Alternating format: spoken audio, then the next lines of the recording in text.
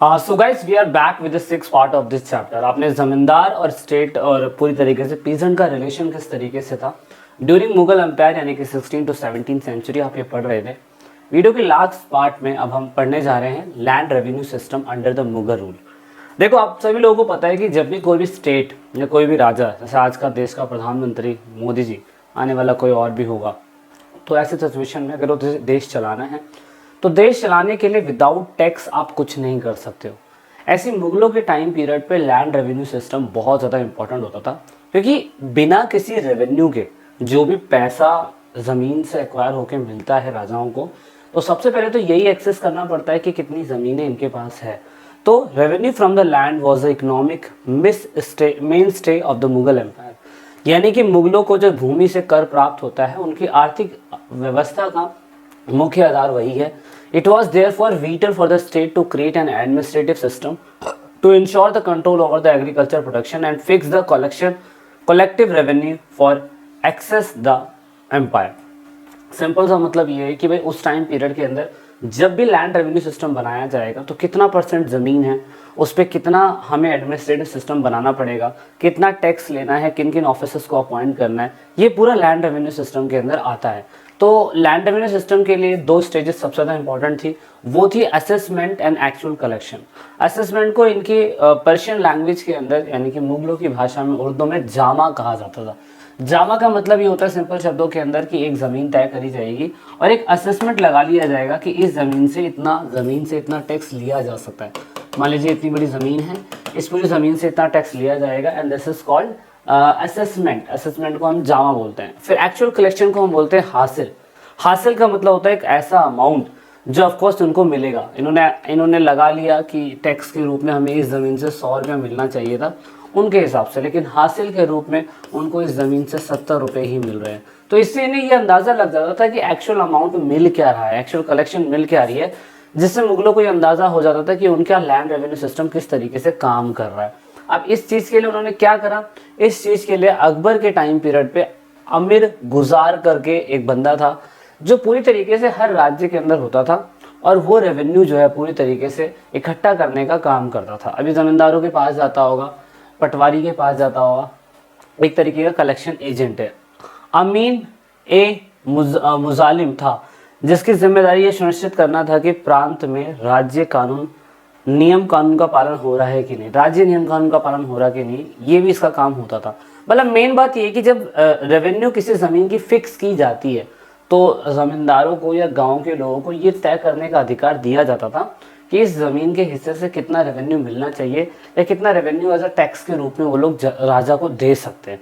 तो अगर कोई मैक्सिमाइज क्लेम कर रहा है कि इतना ही ठीक है या इतना कम है, जैसे होता है ना पुराने ज़माने में किसी ज़मीन का पट्टा खरीदा जाता था और इस पट्टे को बेचा जाता था कि भाई ये फलाना ज़मीन फलाना बंदे को 30 साल के लिए इस दर पर मिल रही है, क्या दूसरा अगर बोली लगाना चाहता है दूसरा बोली लगा सकता है।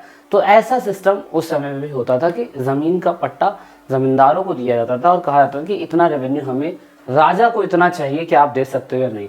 तो उसमें ऑफकोर्स थोड़ी बोली ऊपर नीचे हो जाती थी। उसके बाद आगे बात करते हैं हम लोग कि कल्टीवेटर्स की बात करी जाए या कल्टीवेटर्स लैंड की बात करी जाए, सब लोगों को हर एक प्रोविंसेस में मेजर करा जाता था। इसका मतलब क्या है, कल्टीवेटेड का मतलब होता है ऐसे लोग जो समय खेत जोतने वाले लोग हैं। कल्टीवेबल लैंड मतलब ऐसी ज़मीन जो खेती योग्य ज़मीन है। इससे क्या होता था कि एक अधिकारी को ना औरंगजेब के टाइम पीरियड पे ये बोला गया था कि एक रिकॉर्ड मेंटेन करो। इस रिकॉर्ड में आपको ये पता चलेगा कि कितनी ज़मीनें हमारे पास बची हुई है और कितनी ज़मीनें और बढ़ाई जा सकती है, कितने लेबर हमारे पास है जिनके पास ज़मीनें नहीं है तो किसी की दूसरी की ज़मीनों पे काम कर रहे हैं, तो वो कितने लोग हैं।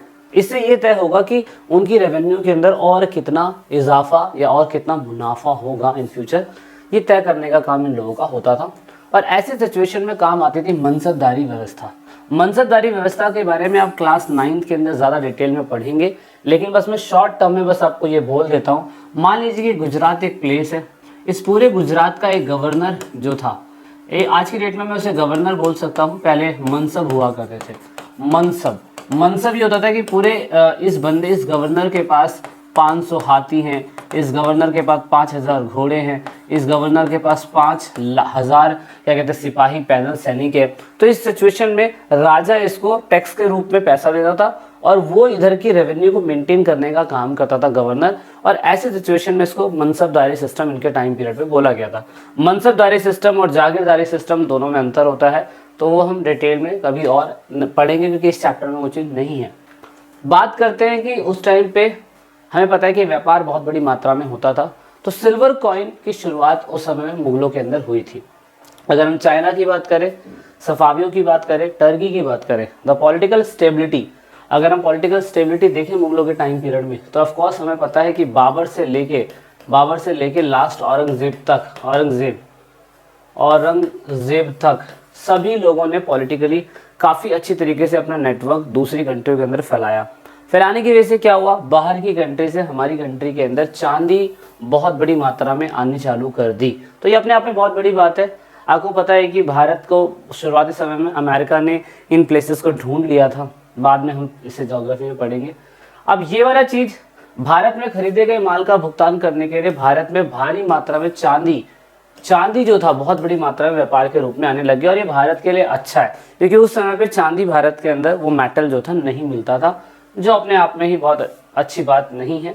लेकिन ये आइडिया दिया गया किसके द्वारा, जियोनिया के द्वारा ये आइडिया दिया गया कि किस तरीके से ट्रांजैक्शन के रूप में 17वीं सेंचुरी के अंदर भारत में बहुत बड़ी मात्रा में चांदी के सिक्कों में व्यापार होता था। और ये भारत के बिजनेस के लिए बहुत बड़ी बात है क्योंकि भारत में वो सारी चीज़ें मिलती थी जो ऑफकोर्स क्या कहते हैं दूसरी जगहों पर नहीं मिलती थी। अब अकबर ने अपने टाइम पीरियड पे आईने अकबरी लिखवाई। ये सारी इन्फॉर्मेशन जो हम बता रहे हैं इस चैप्टर के अंदर वो अबुल फजल के द्वारा लिखी गई थी दोस्तों। और पता है आपके लिए ये लास्ट पार्ट बहुत ज़रूरी क्यों है, क्योंकि हमने शुरुआत में ही पढ़ लिया था कि पीजन ज़मींदार और स्टेट के बीच में जो रिलेशन होता है एग्रेरियन सोसाइटी में मुगलों के टाइम पीरियड में, उसका सबसे ज़्यादा रिच इन्फॉर्मेशन हमें अबुल फजल की आईने अकबरी से मिलती है। तो इसीलिए ये टॉपिक आपके लिए बहुत इंपॉर्टेंट है। ये कंप्लीट हुआ 1598 के अंदर। इसके अंदर पूरी तरीके से 5 रिवीजन बुक्स बनाई गई और इसमें पूरे मुगल एम्पायर के बारे में ड्यूरिंग अकबर के टाइम पीरियड पे एडमिनिस्ट्रेटिव सिस्टम कैसा था, या अकबर की लाइफ कैसी थी, या अकबर से जुड़ी हुई जितनी भी चीज़ें थी वो सारी बातें 5 वॉल्यूम्स में डिवाइड करी गई है। कौन सी 5 वॉल्यूम्स? मंजिल आबादी, सिपाह आबादी, उसके बाद मुगल आबादी एंड देन चौथी 5वीं दफ्तर करके है। ये 5 वॉल्यूम्स जो है बुक की निकाली गई जिसे अकबरनामा के नाम से जाना जाता है।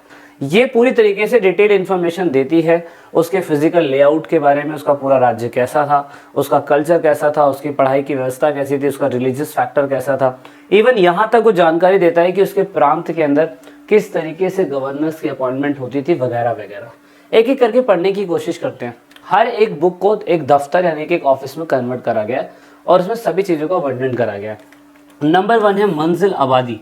मंजिल आबादी जिसे बोलते हैं, इसमें उसके शाही परिवार के बारे में और उसकी रख रखाव या हाउस होल्ड से रिलेटेड चीज़ों के बारे में डिस्क्राइब करा गया है, जैसे उनकी बीवियों के बारे में, उनके फैमिली रिश्तों के बारे में, उनके क्या कहते हैं वाइफ्स के बारे में, बच्चों के बारे में, किस तरीके से उनका पूरा का पूरा कुनबा बड़ा है उनके बारे में, ये सब इसमें बताया गया है। दूसरी बात है सिपाह आबादी। सिपाह आबादी जो है वो कवर करती है military and civil administrative system को, जो उस समय पे क्या कहते हैं कवर किया गया था। प्रशासन और नौकर की स्थापना सैन्य और नागरिकों के बीच में किस तरीके से है, इसमें मनसबदारी सिस्टम के बारे में, विद्वान पुरुषों के बारे में, कवियों के बारे में, कलाकारों के बारे में, इन सभी के बारे में बहुत अच्छी तरीके से ड्यूरिंग मुगल एम्पायर में अकबर के टाइम पीरियड में डिस्क्राइब करा गया। एक है मुल्क आबादी। मुल्क आबादी राजकोषीय पक्ष से संबंधित है। ये पूरी तरीके से राजस्व दर के बारे में, प्रशासनिक के बारे में, राजस्व के विभाजन के बारे में, माप, क्षेत्र, मूल्यांकन, जमा हासिल के बारे में बताने की कोशिश करती है। और ये आपके लिए सबसे ज़्यादा इंपॉर्टेंट है। पेपर में एग्जामिनर आपसे पूछता है कि आप बताइए लैंड रेवेन्यू सिस्टम के अंदर सबसे ज़्यादा रिच इन्फॉर्मेशन हमें आईने अकबरी की कौन सी वॉल्यूम देती है। तो ये वाला पार्ट जो है ना आपके लिए बहुत ज़्यादा ज़रूरी है कि फिक्सल पॉलिसी सिस्टम जो है, यानी कि जिसे हम राजकोषीय सिस्टम कहते हैं, वो अकबर के टाइम पीरियड में मुल्क आबादी करके जो बुक है, मुल्क आबादी, ये सबसे ज़्यादा रिच इन्फॉर्मेशन देती है। देखो लिखा हुआ है द थर्ड बुक मुल्क आबादी is which one deal with the fictional side of the empire and provide rich quantitative information of revenue rate, administrative and fictional division, total measured area and assessed revenue जमा के बारे में। ये सबसे ज़्यादा fictional policy के बारे में जो अकबर के टाइम पीरियड में थी। बाकी चौथी और पांचवी एनसीईआरटी में मेंशन नहीं है। वो चौथी और पांचवी अकबर के रिलीजियस फैक्टर को, अकबर का किस तरीके से धर्म को लेके उनका व्यवहार है, जैसे आईने अकबरी में सुलह कुल के बारे में बहुत अच्छी तरीके से बताया गया है, उसके बारे में इसमें डिस्क्राइब करा गया। अब आईने अकबरी की लिमिटेशंस को अगर बात करें हम लोग, तो it was much more than reproduction of official paper, that manuscripted was revised 5 time by the author would be suggest high degree of caution part of about the Abul Fazl and such the for the authorization, या जो भी है प्रमाणिकता। कहने का मतलब है अबुल फजल ने इसको 5 बार संशोधित किया था, 5 बार इसको लिखा था अलग अलग चीज़ से। तो ये सिर्फ कागज़ ही नहीं है, ये बहुत इंपॉर्टेंट चीज़ है जो ऑफकोर्स मुगल एम्पायर के बारे में रिच इन्फॉर्मेशन देने की कोशिश करती है। इसमें लिमिटेशन बस ये हो सकती है कि मुगल एम्पायर कभी अपने बारे में बुरा नहीं लिखेगा, है ना, जो ईस्ट इंडिया कंपनी ने उनके बारे में लिख के दिखाया था। दोस्तों इस पूरे चैप्टर में यही था, और आई होप दैट आपको समझ में आया होगा मुगलों के थ्रू कि ज़मींदारी व्यवस्था, किसानों की व्यवस्था, या स्टेट में रहने वाले अलग अलग जातियों के लोगों की व्यवस्था कैसी थी, और क्या आज के टाइम पे वो सुधरी है, मुगलों के टाइम से लेकर आज तक सुधरी है नहीं। यहाँ पे इतने ज़हीन आदमी, इतने समझदार लोग हैं। तो मिलते हैं नेक्स्ट चैप्टर में जल्दी। तो this is it in this video. जय हिंद, जय भारत, वंदे।